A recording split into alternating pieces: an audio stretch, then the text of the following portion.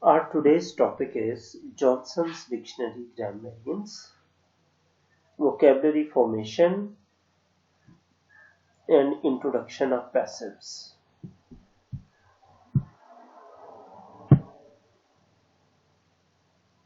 First of all, Samuel Johnson's Dictionary. In the corner you look at the picture of this dictionary, and the full name of this dictionary is A Dictionary of the English Language by Samuel Johnson. This dictionary was so much beneficial and influential in this time, and it was published on 4th April 1755. Johnson was a lexicographer. Lexicographer, a person who is expert in lexicography, that how a dictionary is prepared, what are the rules for making a dictionary. Johnson was a well-read person. He was a poet. He was a very good essayist. He was a moralist. He preached different moral values. He was a literary critic. He was a biographer. He was an editor. Due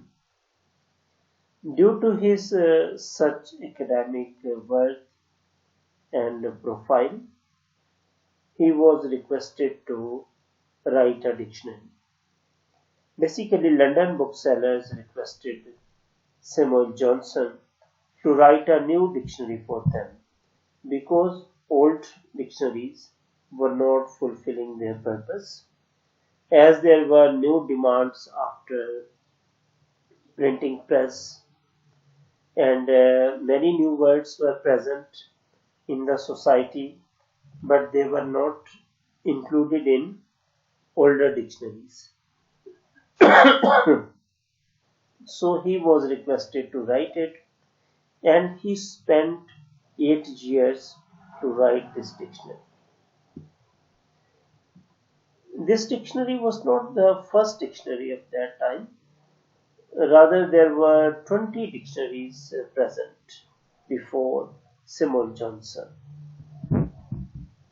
It happens that every new lexicographer first of all consults the old dictionaries, previous dictionaries, and he takes words from them, and he finds out his own words.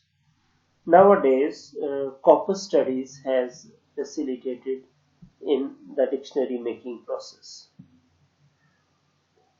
When they find some new words in a corpus, and that word has been occurred several times, so they take this word and they include that word in the next edition of the dictionary. But we are talking about Samuel Johnson's dictionary. In the corner you look at a small picture in which entry and sub-entry have been mentioned. Entry means the lemma, L-E-M-M-A. Lemma means the basic keyword which has been entered. Then there are subcategories of that where different parts of speech are mentioned. Johnson set an example for lexicographers that how dictionaries and its entries should be put together. He did not just compile the words for dictionary. He also introduced the key principles for writing dictionary, and those principles are still valid, and new lexicographers get benefit from those rules. In this dictionary, 42,773 entries were mentioned. Johnson borrowed words from Nathan Baylis' Dictionarium Britannicum. This is the custom that every new lexicographer consults old dictionaries and he takes words from them and he includes the most suitable words in his dictionary or her dictionary. So, following the same trend, Joseph Nicol Scott borrowed words from Johnson's dictionary because Joseph Nicol Scott wrote dictionary after Samuel Johnson's dictionary. Johnson contributed in different ways. He added scholarly definitions for a word. Previously, just superficial or very brief definitions were given. But in the new dictionary, Johnson elaborated those definitions. He added etymology. Etymology means study of origin of words. That how has the word changed with the passage of time? What is the origin in the language? What were the original spellings? And from which roots and changes the word has got its present form or morphological form. Johnson was a well-read person and he added different literary codes for these words, for these entries. 1,14,000 codes were present in this dictionary. He took poetic codes, he took some other prose codes in this dictionary.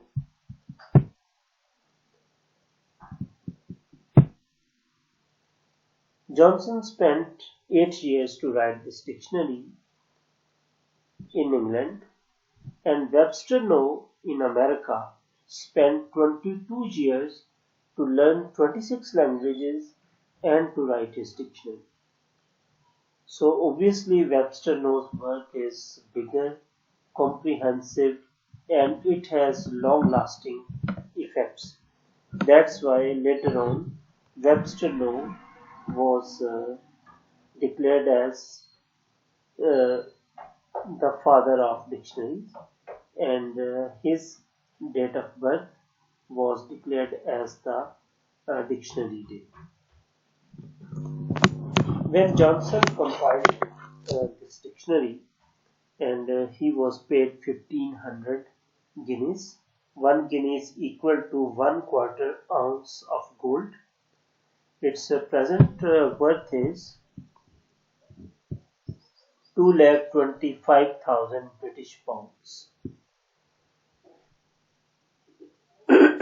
As Johnson increased the words, and Johnson left 5 times more words in English language. Johnson left root form of words. Johnson showed his personal prejudice and bias against French language. He omitted familiar French words, for instance, unique, change, and bonjour. He left out letter X because no word starts from X in his dictionary. But in present dictionary, you will find words starting from X, like Xerox is a photocopy machine. His some definitions were dull and comic. For example, dull. These examples have been taken from his own dictionary. To make dictionaries is a dull work. Oats, a grain which in England is generally given to horses, but in Scotland supports the people. Here there is a bitter criticism. Maybe it has been written for amusement that oat is given to horses in England, but the Scottish people, they eat these grains. When Samuel Johnson was describing excise, he says excise is a hateful tax. Poked fun at his own profession on page 1195. when he is describing the word lexicographer, he writes, a writer of dictionary is a harmless drudge. October 16 is a World Dictionary Day because it's a birthday of Webster. So Samuel Johnson wrote this dictionary and got fame. He increased word entries. He gave literary taste to these dictionaries, and while people were reading dictionary, they started to derive literary pleasure from the dictionaries. Okay, now the next part is grammarians and vocabulary formation. That how should vocabulary be formed? There are four main kinds of word formation. Prefixes. There is a root word and some prefixes are added before the root word and a new vocabulary item has been prepared. Sometimes suffix, addition of some letters in the end of the root word and a new word appears. Conversion, that a word is converted into some other shape. And compounds. Compounds mean two separate words are taken and they are combined into one. Like motor is one word and boat is separate word. So motorboat, a new word has been formed. There are 11 processes of word formation. One is acronym. Acronym means take one letter from each word and make a new word.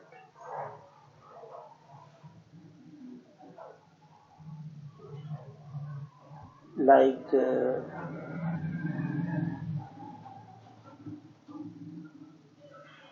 United Nations Organizations, UNO, the word has been taken acronym. At the same time, the question is, what is abbreviation?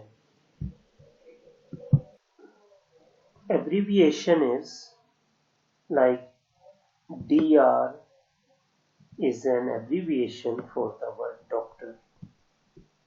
Blending.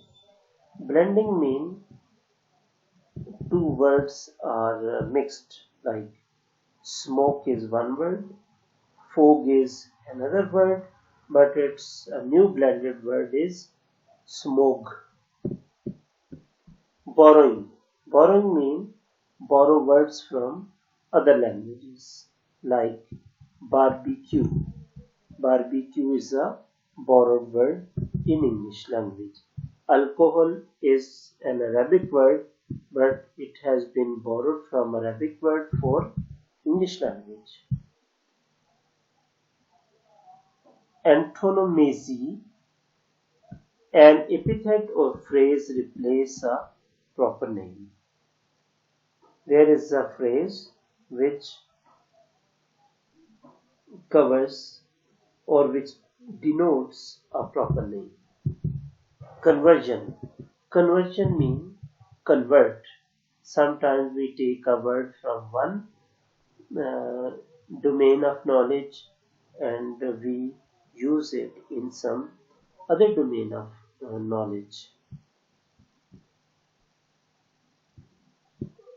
Back formation, like babysit from babysitter.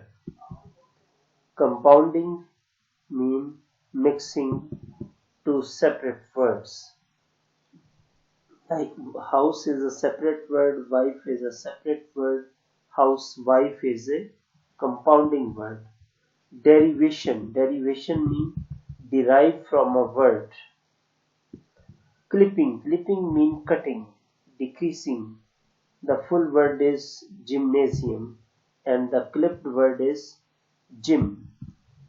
Folk etymology. Folk means etymology, origin of a word, and folk mean this Etymology has been taken from the people. In some domains, knowledge has transferred from one generation to another by oral transmission. And coinage. Coinage means coin a new word from scratch. Like selfie is a coinage.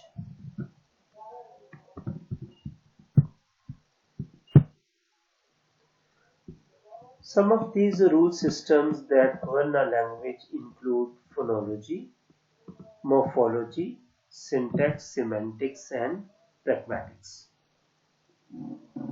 So new words are present, but there is some particular rule which helps to promote that language. Some of these rules are like phonology. What is phonology? Phonology means study of sound system. A language is for spoken purposes. When people speak, they produce sound. So a word must have a sound. Morphology. Morphology means study of structure of words. Suppose we find a word, there is morphological analysis. That which part of suppose there is unbelievable is a word. Its morphological analysis would be believe is a root word, un is prefix, and in the end able is suffix. So the word unbelievable has prefix, root word, and suffix. Syntax. Syntax means study of order of words in a sentence. Suppose a new word has been coined. Now, what should be its place in a sentence? For syntax, we are in need of its grammatical part of speech. If it's a verb, there is a particular place. If it's an adjective, it has a particular place. If it is some other type of, if it's an noun, it has a different placement. So syntactic pattern, that order of words in a sentence. Semantics. Semantics mean study of meanings. Basically, language is for communication purposes, that the listener and speaker should understand something. Speaker wants to convey some piece of information, and listener wants to decode that piece of information. If speaker's intended meaning has been understood by the listener, it means communication has played its role. So semantics is study of meanings. Pragmatics. Pragmatics means intended meaning. What is the connotation of a word, and what is the association of that word? Suppose a person enters the room and he says, that person is a guest, and and the host has presented some traditional food, and the guest says, is there any KFC? What is the pragmatic meaning? Pragmatic meaning is that you should bring some fast food for me because I don't like traditional or rustic food. So pragmatics is also involved with the word.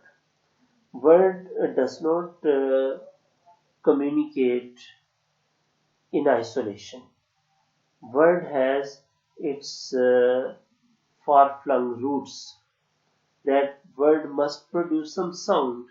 If there is no sound, if it's not pronounceable, so this is not the word. Morphological, it must have some internal structure of a word. Syntax, its part of speech should be determined. Then it will be placed in the syntax. It must have semantics meanings. Again, there is a literal meaning and figurative meanings. What is its literal meaning? The dictionary meaning. And what is its figurative meaning? Which sense does it convey? And there is pragmatics. Pragmatics mean intended meaning. And cross-cultural pragmatics. One word has different meanings in different cultures. There is another is register. Register is particular vocabulary for any domain of study or any profession. For example, the word delivery has different meanings in different professions. There is a pizza free home delivery. Here its meaning is different. When you listen cricket commentary, over there you listen the word, what a wonderful delivery. Over there it has different meanings. And when you listen from gynecologist, or you find that delivery is free. Now here it has different meanings related with the childbirth. So a language conveys its full meanings along with all these branches of linguistics.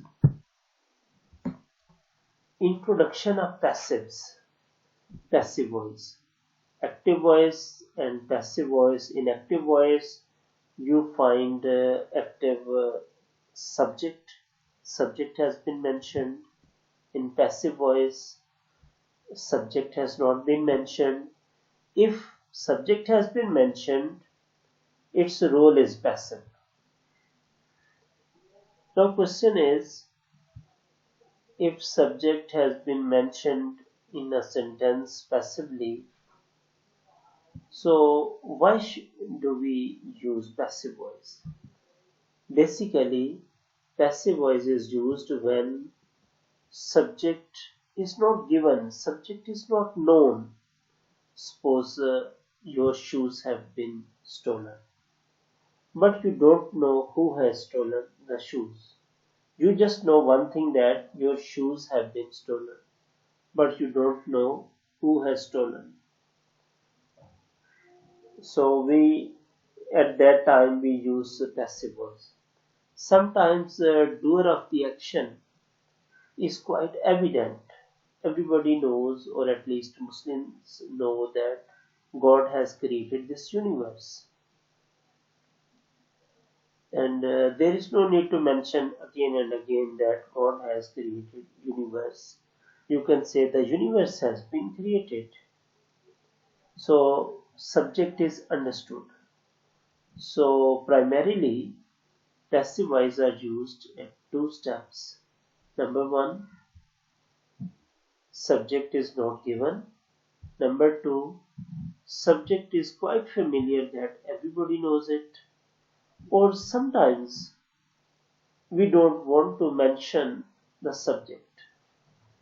Sometimes law does not permit you, and people use it. Suppose in Pakistan, when people want to refer to martial law, they cannot mention it directly. They say some forces, some powers can overcome, but they don't mention the subject. If they mention the subject clearly, they will lose their seat and there would be legal repercussions. Okay, if there is agent in passive voice, agent means subject is present, he buys a gift.